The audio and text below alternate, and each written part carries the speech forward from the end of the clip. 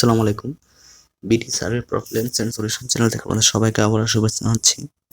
আশা করি সবাই ভালো আছেন।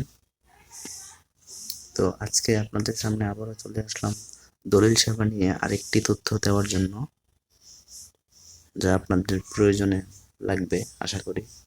তো শুরু করার আগে আপনাদের সবাইকে আবারও বলবো আমার চ্যানেলটি সাবস্ক্রাইব এবং শেয়ার করার জন্য। আমরা প্রথমে দলিল সেবা অ্যাপে চলে যাই।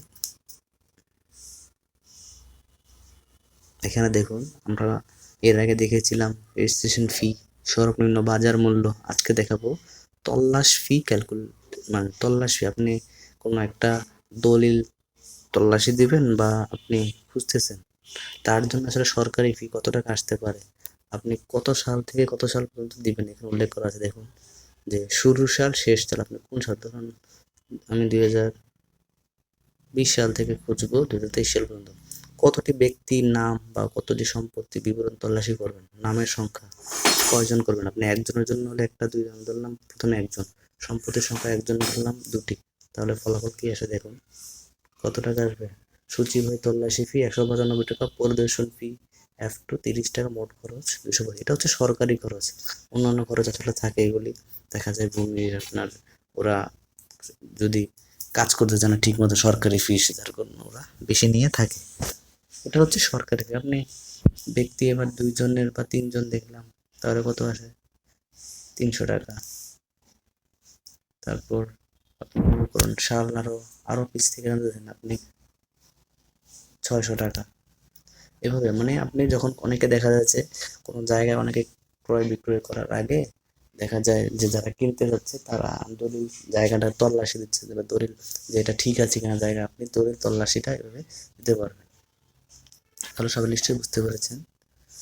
এবার আপনার সাথে আরেকটা জিনিস দেখাচ্ছি আপনাদেরকে, যে নকল ফিস ক্যালকুলেটর, যে জমির নকল আমরা অনেক সময় দলিল করে থাকি, সেটা আসলে দলিলের আসল দলিল আসতে অনেক দিন সময় লাগে।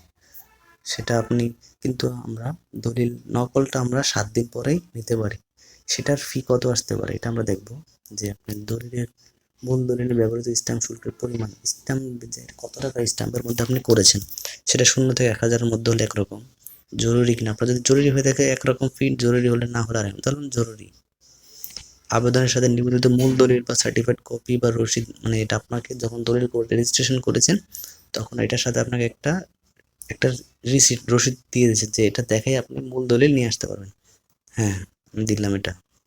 সাথে আবেদনের সাথে দলিলের মুদ্রিত বা টাইপকৃত কপি দাখিল করেছেন কিনা, মানে আপনার যে দলিলটা, যে দলিলটার কপি চাইছেন সেটাকে আপনার কি মুদ্রিত বা টাইপকৃত এটার সাথে দিয়েছেন কিনা। এটা দিলে খুব ভালো, যে ওরা দেখে শুনে ওরা তাড়াতাড়ি এটা পাওয়া যায়। তাহলেও আমি দিয়েছি। পৃষ্ঠা সংখ্যা 10টি। ব্যবহৃত ভাষাকে আমি বাংলায় নিচ্ছি। তাহলে কত টাকা আসে দেখুন, 395 টাকা। স্ট্যাম্প শুল্ক, সূচিবই তল্লাশি, পরিদর্শন ফি, আরও অন্যান্য ফি মিলে 395 টাকা। এবার ধরুন আমি এটা 1000 টাকার বেশি স্ট্যাম্পে করেছি, তাহলে কত টাকা আসে দেখুন, 495 টাকা। এবার কিছুটা বেড়েছে। আপনি ধরেন এবার জরুরি না, নর্মাল, তাহলে কত আসে দেখুন, 420 টাকা। তারপর আপনি দাখিল করেছেন না এটা, আপনি যে মূল দলিল রসিদটা আবার কিছুটা বেড়ে গেছে, 450 টাকা। তারপর আপনি টাইপকৃত দলিল এটাও দেননি, তাহলে কত টাকা দেখুন, 650 টাকা। তারপরে এবার দলিলের অনেক সময় পৃষ্ঠা বেশি থাকে, আপনি ধরেন 20 পৃষ্ঠা নিলেন, তাহলে কত টাকা আসে, 1050 টাকা সেটা আসতেছে। এবার আপনি ইংরেজি চাচ্ছেন, দেখুন 1450 টাকা। এ হচ্ছে দলিল নকল ফিস ক্যালকুলেটর। এটা হচ্ছে দলিলের নকল তোলার জন্য।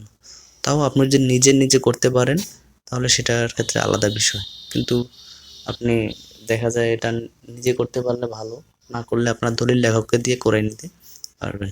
তাহলে আপনারা সবাই নিশ্চয়ই বুঝতে পেরেছেন কিভাবে আমরা নকল ফিস ক্যালকুলেটর ব্যবহার করে দলিলের নকলের ফিটা জানতে পারবো এবং দলিল তল্লাশি ফিটাও আমরা জানতে পারবো।